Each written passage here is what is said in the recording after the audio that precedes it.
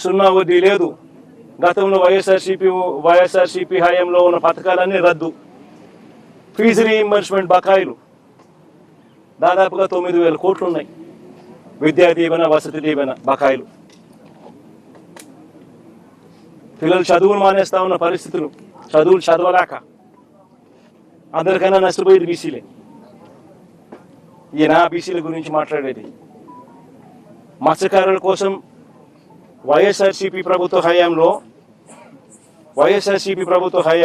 మత్స్యకారుల కోసం ఎప్పుడూ జరగని విధంగా 10 ఫిషింగ్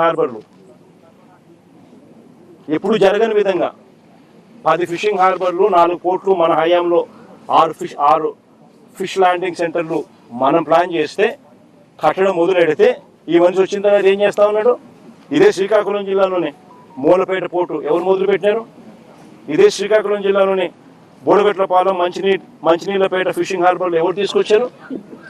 వైఎస్ఆర్సీపీ ప్రభుత్వం. ఈయన ఏం చేస్తా ఉన్నాడు? స్కాములు చేస్తూ దానికి అమ్మకానికి పెట్టినాడు. స్కాములు చేస్తూ పోర్టులు అమ్మకానికి, ఫిషింగ్ హార్బర్లు అమ్మకానికి, మత్స్యకారుల జీవితాలను సర్వనాశనం చేయడానికి కోసం ఈ మనిషి రెడీగా ఉన్నాడు. అసలు ఈ మనిషి చంద్రబాబు నాయుడు అనే వ్యక్తి సూపర్ 6లు లేవు, సూపర్ 7లు లేవు. ఎన్నికలప్పుడు బాండ్లు ఇచ్చినాడు, ప్రతి ఇంటికి పోయి బాండ్ ఇచ్చినాడు. పిల్లడు కనపడితే ఏమన్నాడు? నీకు 36,000, నీకు 36,000, నీకు 36,000. అమ్మ కనపడితే ఏమన్నాడు? నీకు 1,500 నెల, నీకు 1,500, నీకు 1,500, నీకు 1,500 అంటే 18,000, నీకు 18,000, నీకు 18,000, నీకు 18,000. మళ్ళీ 50 ఏళ్ళ ముసలి ఎవరు కనపడలేదు, విలేకరులు ఎవరు కనపడతారు? 50 ఏళ్ళలో 50 ఏళ్ళు ఎవరు కనపడితే ఏమంటాడు? నీకు 48,000, నీకు 48,000, నీకు 48,000. అందరికి బాండ్లు.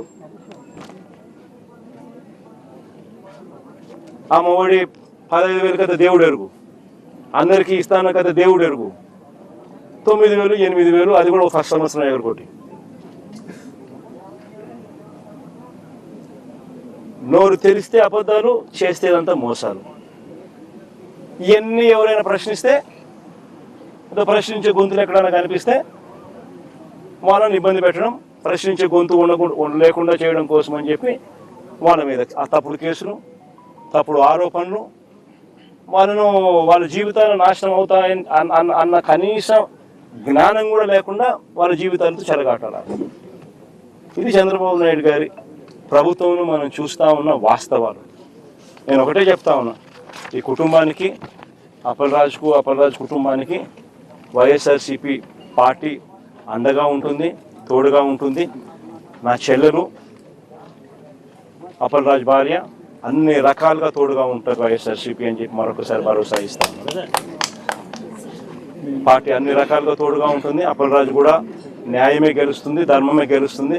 అప్పలరాజు కూడా ఖచ్చితంగా త్వరగానే బయటకు వస్తాడు. ఎందుకంటే న్యాయస్థానాలు ఇంకా బ్రతికే ఉన్నాయి ఈ దేశంలోనూ, ఈ రాష్ట్రంలోనూ అన్న వాస్తవం కూడా నిజమే. కాబట్టి త్వరలోనే ఆయన బయటకు వస్తాడు. బయటకు వచ్చిన తర్వాత చంద్రబాబు నాయుడు గారి ప్రభుత్వం మీద జరగబోయే యుద్ధం ఇంకా తీవ్ర స్థాయిలో, ఇంకా గట్టిగా కూడా చేసే కార్యక్రమం కూడా వైఎస్ఆర్సీపీ ఖచ్చితంగా చేస్తుంది.